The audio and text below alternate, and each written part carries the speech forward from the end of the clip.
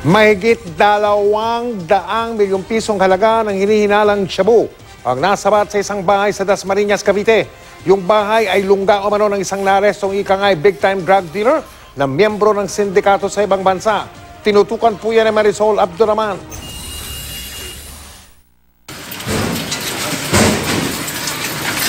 Pwersahan ng pinasok ng PDEA ang bahay na ito sa loob ng isang subdivision sa Dasmariñas, Cavite kahapon.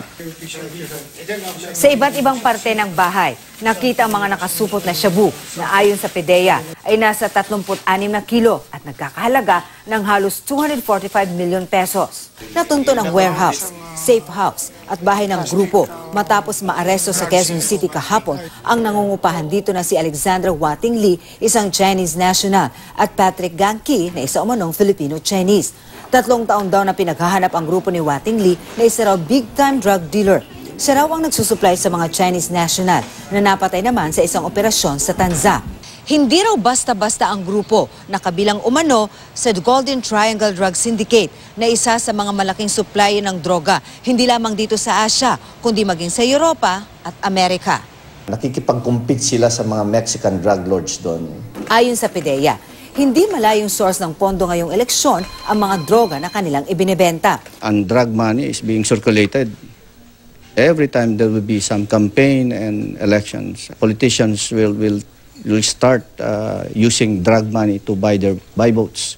Eksklusibong nakausap ng GMA News ang mga sinasabing drug lord na nagpositibo sa shabu.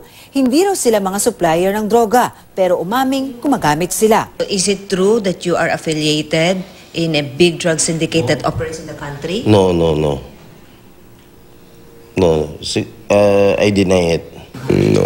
Hindi naman totoo yun. Hindi totoo yun. So ano lang po kayo sa... Bali, ako naman sa kanila. Bali, nag-translate lang ako sa kanila before talaga. Translator lang talaga. Yun lang naman yun. Chinese na involved sa drugs? Hindi ko alam na involved naman sila sa drugs pero nagpa-translate lang sila sa akin. Nung nalaman mo na drugs pala ang kanilang dealings? Doon so happen na nandun na wala nang magagawa. Patuloy daw na binabantayan ng PDEA ang ilang pulis, sundalo at maging taga-PDEA na sangkot umano sa operasyon ng grupo.